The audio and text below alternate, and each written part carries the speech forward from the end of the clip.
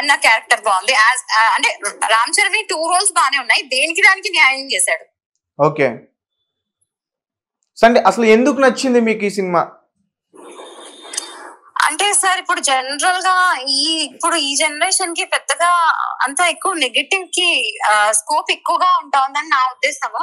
So ఇలాంటి movies చూపిస్తే జనాలు యాక్సెప్ట్ చెయ్యాలి కూడా. అంటే ఒక ఐఏఎస్ ఆఫీసరే కాదు, జనరల్ ఒక నార్మల్ పర్సన్ కూడా నిజాయితీగా ఉండాలి అనే దాంట్లో ఆయన అక్కడ కాన్సెప్ట్ అది. సో మెయిన్ థింగ్ ఏంటంటే నిజాయితీగా ఉండాలి, ఏ పర్సన్ అయినా నిజాయితీగా ఉండాలంటే కరెక్ట్. అది నాకు బాగా నచ్చింది. రైట్, అంటే సినిమా మొత్తం కూడా నిజాయితీగా ఉండాలి ప్రతి మనిషి అనేది అంటే ప్రధాన ఉద్దేశం. అంటే అదే సార్, పొలిటికల్ పార్టీస్ కూడా నిజాయితీగా ఉండాలి, ఎలక్షన్స్ కానీ డబ్బుతో ఏది కొనకూడదు. అది కొన్నది నిజాయితీ కాదు కదా. నేను జోక్యం చేసుకుంటున్నా, ఒక మాట చెప్తాను. ఒక్క నిమిషం చెప్పండి. ఒక మాట చెప్తాను. ప్రతి తల్లిదండ్రి తన పిల్లలకు చూపించాల్సిన సినిమా ఇది అని చెప్తాను. మీరేమంటారు దీనికి? అంటే ఈ సినిమాని తల్లిదండ్రులతో కలిసి పిల్లలు చూడొచ్చా? yes sir, perfect movie. ఈ సంక్రాంతికి ఇదే పర్ఫెక్ట్ మూవీయా? ఇప్పుడు వచ్చే మూవీస్ పిల్లలతో చూసేటట్టు ఏ మూవీస్ తీయట్లేదు ఎవరు. ఇప్పుడు ఈ మూవీ ఖచ్చితంగా పేరెంట్స్ పిల్లలకి చూపించాల్సింది, వెళ్లాల్సిన మూవీ. నేను ప్రతి పేరెంట్స్ కి ప్రతి సిటిజన్ కి నేను సజెస్ట్ చేస్తాను ఈ మూవీ చూడొచ్చు. ఓకే, సో ఎంత ఇస్తారమ్మా మీరు? రేటింగ్ ఇస్తారా మూవీకి? ఇస్తాను సార్, నేను 4.5 ఇస్తాను sir out of 5. Okay, thank you అమ్మా. కట్ చేయండి. అంటే వాస్తవానికి ఇది జనరల్ ఆడియన్స్ కాదు, నేను సినిమా ప్రేక్షకుడి గురించి చెప్పట్లా. ప్రతి తల్లిదండ్రి తమ పిల్లాడు ఇలా ఒక ఐఏఎస్ ఆఫీసర్ అయితే ఎలా ఉంటది, ఇప్పుడు బజ్ క్రియేట్ అవుతుంది. ఎవరైనా కానీ తమ పిల్లాడు ఒక బంగారు గని దొంగ కావాలని కోరుకుంటాడా? ఒక ఎర్రచందనం దొంగ కావాలని కోరుకుంటాడా? చెప్పండి. ఒక గూండా కావాలని కోరుకుంటాడా? ఒక డాకు కావాలని కోరుకుంటాడా? ఒక డాన్ కావాలని కోరుకోడు కదా. ప్రతి తల్లిదండ్రి గో. రాముడిని మనం ఎందుకు ఇష్టపడతాం? రాముడు శ్రీరాముడు అంటే వాడు అంటాం. క్యారెక్టరైజేషన్, ఆ క్యారెక్టరైజేషన్.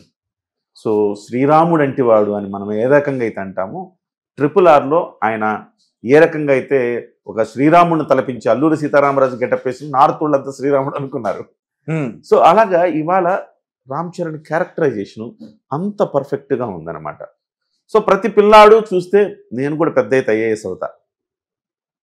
ఇవాళ నేను పెద్ద అయితే ఏమవ్వాలి అంటే, డబ్బులు ఈజీగా సంపాదించాలంటే ఎర్రచందనం దొంగ అవ్వాలి, డబ్బులు ఈజీగా సంపాదించాలంటే మనం బంగారు కానీ దొంగ అవ్వాలి అని KGF ఏం చెప్తా ఉంది. ఏమైనా ఇట్లా స్మగ్లింగ్ చేయడము, ఇలాంటివి చేయడం, దొంగతనాలు చేయడం, దోపిడీలు చేయడం, ఈ రకంగా మీరు బాగా డబ్బులు సంపాదించవచ్చు అనే కదా సినిమాలు చెప్తా ఉన్నాయి. అంటే ఇలాంటి సినిమాలు తీస్తున్న డైరెక్టర్స్ కి శంకర్ గారు గుణపాఠం చెప్పారనుకోవచ్చా ఈ సినిమా ద్వారా? ఎవరిది వాళ్ళండి. అంటే గుణపాఠం చెప్పారా అంటే మన అలాంటి సినిమాలు తీయకూడదా అంటే దాని గురించి నేను ఆ సబ్జెక్ట్లోకి వెళ్ళట్లా. నేనేమంటున్నా అంటే, ఇలాంటి ఒక సినిమా తీసినప్పుడు దీన్ని ఎంకరేజ్ చేయాల్సిన బాధ్యత ఉంది. ప్రతి తల్లిదండ్రులు ఆ సినిమాకి తీసుకెళ్లారు అనుకోండి వాళ్ళ పిల్లాన్ని, వాళ్ళ కాంక్ష పెరుగుతుంది. పెద్దయ్యాక నేను కూడా రామ్ చరణ్ లాగా అవుతాను రా, IPS ఆఫీసర్ అవుతా అంటారు. ఊళ్ళల్లో పిల్లలకి తెలియదండి. ఒక ఇంజనీర్ డాక్టర్ అనుకుంటారు, ఊళ్ళల్లో సాఫ్ట్వేర్ ఇంజనీర్ అదే ఉద్యోగం అనుకుంటారు. లేదు, మనం పోటీ పరీక్షలు రాయాలి, మనం గవర్నమెంట్ ఆఫీసర్ అవ్వాలి, ఈ రకంగా ప్రజలకు సేవ చేయాలి అనే తత్వం ఇవన్నీ కూడా ఈ సినిమా ద్వారా చెప్పబడుతూ ఉన్నాయి. సో కామన్ మ్యాన్తో మీరు మాట్లాడితే వాళ్ళ ఒపీనియన్ ఇదే. నిజంగా మీరు పార్టీలకు అతీతంగా అంటే హీరో ఫ్యానిజంకి వ్యతిరేకంగా ఆలోచిస్తే ప్రతి తల్లిదండ్రులు ఆలోచించాల్సి ఇలాంటి సినిమా కదా రావాలి సార్. అంటే దట్టు నేను కూడా సినిమా చూసాను కాబట్టి అడుగుతున్నా. అంటే సినిమాలో కొన్ని రైట్స్ ఉంటాయి, ఒక ఆఫీసర్ కి ఈ రైట్స్ ఉంటాయి, ఎలక్షన్ కమిషనర్ కి ఈ రైట్స్ ఉంటాయి అనే విషయాలు కూడా బాగా ఎక్స్ప్లెయిన్ చేశారు కదా. మీకు అది నచ్చిందా? చాలా మందికి తెలియదు. ఐఏఎస్ ఆఫీసర్కి అన్ని హక్కులు ఉంటాయి, ఐఏఎస్ ఆఫీసర్ అన్ని అధికారాలు ఉంటాయని చాలా మంది తెలియదు. అవన్నీ అందులో చూపించాడు కదా. ఒక మంత్రి పిలిస్తే జీ హుజూర్ అని ఇలా నిలబడాలేమో ఐఏఎస్ కూడా అనుకుంటారు. కాదు, ఐఏఎస్ ఆఫీసర్ తన ఆత్మాభిమానాన్ని చంపుకోక్కర్లేదు అని నిరూపించాడు సినిమాలో. ఐఏఎస్ ఆఫీసర్ అంటే ఇలా తలెత్తుకొని తిరగాలి, ప్రజలకు నంబర్ 1 సేవకుడు అండి ఐఏఎస్ ఆఫీసరు. అదే జీవో పాస్ కావాలన్నా అసలు ముందు మేమే చేయాలి అని చెప్పేసి కూడా డైలాగ్ ఉంది. కేవలం సంతకాలు పెట్టేవాళ్ళే వీళ్ళు తప్ప అవి చట్టాలు తయారు చేసేవాళ్ళు వాళ్ళు ఐఏఎస్ ఆఫీసర్లు మంచి పథకాలు తయారు చేయాలని వాళ్ళు ఒక పథకం ప్రకటించారని ఒక ముఖ్యమంత్రి ఐఏఎస్ మస్తిష్కంలోంచి వస్తుంది అది. ఇది చేస్తే బాగుంటుంది సార్ టౌన్ ఐఏఎస్ బాగుంది ఇది కమాన్ ఇంప్లిమెంట్ చేయండి అని ఆ పథకాన్ని సంక్రాంతి రోజు అనౌన్స్ చేస్తారు, లేకపోతే ఉగాది రోజు అనౌన్స్ చేస్తారు. సో ఐఏఎస్ ఆఫీసర్కి ఉన్న క్యాలిబర్ అది, కెపాసిటీ అది, ఆయన హక్కు, ఆయన అధికారం అది. సో ప్రజలకి సేవ చెయ్యాలి అంటే ఇంతకు మించిన గొప్ప పవర్ఫుల్ పాత్ర లేదని చూపించారు కదా. ఇది ఆ కోణంలో మనం చూడాలి. సార్ యాక్చువల్ గా మన తెలుగు ఆడియన్స్ ఇలాంటి మూవీస్ ని ఎక్కువగా ఇష్టపడతారు. గతంలో చిరంజీవి గారు చేసిన కొంతమంది చేశారు, మన పెద్ద హీరోలు అందరూ కూడా ఇట్లాంటి జోనర్స్ టచ్ చేశారు, హిట్ అయినాయి. అంటే రాను రాను మన తెలుగు ఆడియన్స్ కూడా కొంచెం ఈ మాస్ ఎలిమెంట్స్ కి బాగా దగ్గర అయిపోయారు అనుకోవచ్చా? దగ్గర అవుతారండి, చెడుకి ఎప్పుడు దగ్గర అవుతారు. ఎందుకు అంటే సిగరెట్ తాగద్దురా అంటే తాగకుండా ఉంటారా, మందు తాగద్దురా అంటే తాగకుండా ఉంటారా, చెడుకు దగ్గర అవుతారు. కాదు ఇది మంచిరా, ఇది మంచి ఇలా వెళ్ళాలి అంటే అందరికి వెంటనే ఎక్కదు, కానీ ఎక్కేలాగా చేయాలి అంతే. మంచి మెసేజ్ ఇస్తున్నప్పుడు ఆ సినిమాని మనం ఎంకరేజ్ చేయాలి.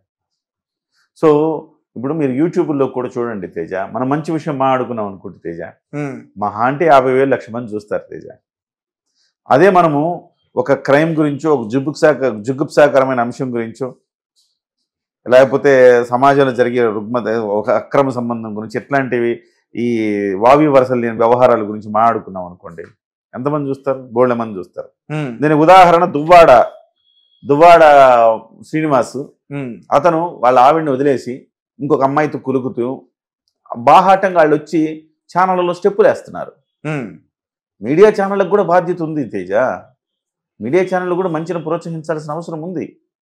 సో ఆ రకంగా వాళ్ళతో స్టెప్పులు వేయించి మీరు సమాజానికి ఏం మెసేజ్ ఇస్తున్నారు అంటే చెడు. వాళ్ళకి లక్షల వ్యూస్ వచ్చేస్తున్నాయి. ఎందుకు మీడియా వాళ్ళని దువ్వాడని పట్టుకుంది అంటే లక్షల్లో ఆ రంకు బాగోతాన్ని ఎందుకు చూపిస్తోంది అంటే లక్షల వ్యూస్ వస్తాయని. ఆ రంకు బాగోతాన్ని చూస్తున్నారు కదా జనం. ఒక రాముడు సీత కథ చెప్తే కంటే కూడా ఆ రంకు బాగోతాన్ని చూస్తున్నారు కదా. అంటే జనం చేసింది, జనం చూపించింది కరెక్ట్ కాదు, జనం అభిప్రాయం కరెక్ట్ కాదు. జనానికి ఎలా వెళ్ళాలో చెప్పాలి మనమే, మీడియాగా మనం చెప్పాలి అంటే. రైట్, ఇవాళ మంచి మెసేజ్ వచ్చింది అనుకుంటా మీకు. ప్రతి పేరెంట్ తన పిల్లవాడికి చూపించాల్సిన సినిమా ఇది. నిన్నటికి ఈ రోజుకి నా రివ్యూలో కొత్త పాయింట్ ఇది. Right sir. అయితే కొంతమంది హీరోల అభిమానులు లక్షల్లో ట్వీట్స్ చేశారు. నిన్న ఒక క్లిప్ ని బయటకు తీసుకొచ్చి ట్రోల్ చేశారు. రామ్ చరణ్ గారు క్లైమాక్స్ క్లిప్ ట్రోల్ చేసి ట్వీట్ చేశారు. సార్ దానిపైన మీ ఒపీనియన్ ఏంటి సార్? రామ్ చరణ్ ఇరగదీసాడు యాక్షన్, అసలు మామూలు పెర్ఫార్మెన్స్ కాదు. ఒక్కొక్క సీన్లో నాకు ఆపద్ బాంధవుల్లో చిరంజీవి గారు గుర్తొస్తారు. ఆ నత్తితో ఆయన మాట్లాడుతున్న సన్నివేశం, ఫ్లాష్ బ్యాక్లో అప్పన్నగా ఫోన్ చేసి ఒక పోలీస్ ఆఫీసర్కి నేను ఇట్లా ఆపదలో ఉన్నానని చెప్పే క్రమంలో తన పేరు పలకలేక అంటుంటాడు. అప్పన్న అనేది రాదు. తన గురించి తను చాలా బాధపడతాడు. ఆ సమయంలో కూడా ఆ నత్తి తనకి ఎంత ఇబ్బంది కలిగించిందని అదే సన్నివేశం, అలాంటి సన్నివేశం చిరంజీవి గారు ఆపద్ బాంధవుడు సినిమాలో ఎట్లా పోషించాడు చూడండి. ఇవి రెండు కంపేర్ చేసి కూడా సోషల్ మీడియాలో పెడుతున్నారు. అంటే నేను అంటుంది లక్షల మంది 1,00,000 ట్వీట్లు చేయాలని లక్ష్యంగా పెట్టుకుని ఉద్యమం నడుపుతున్నట్టుగా నడుపుతున్నారు కొన్ని శక్తులు, కొంతమంది అభిమానులు, కొంతమంది హీరోల అభిమానులు దురభిమానంతో నడుపుతున్నారు. కరెక్ట్ కాదు అది. మనం ఎవరు ఆపడానికి సినిమాని మనం ఎవరు ఆపలేము. మీరు ఎంత ట్వీట్లు చేసినా ఆగదు. చిన్నగా జనానికి చేరుతుంది. మెసేజ్ ఓరియంటెడ్ సినిమా చిన్నగా జనానికి చేరుతుంది.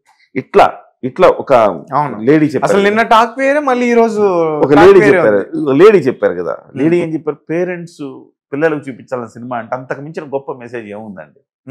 ఇవాళ గొప్ప మెసేజ్ ఇది. ఈ ట్వీట్లు అంటే నాకు ఇప్పుడు చెప్పిన తర్వాత కూడా అంటే ఒక ఫ్యామిలీలో ఒక హీరోకి ఒక్కరే ఉంటారు అభిమాని, అంటే మాస్ సినిమాని చూసే ఇష్టపడే వాళ్ళు ఒక్కరే వెళ్తారు సినిమాకి. అంటే ఇలాంటి సినిమాలు వస్తే ఫ్యామిలీ మొత్తం కూడా కలిసి వెళ్తుంది, డబుల్ అవుతుంది అనుకుంటున్నాను నేనైతే. కరెక్ట్. ఇప్పుడు సంక్రాంతి రోజు ఫ్యామిలీస్ వెళ్ళి చూస్తాయి సినిమా.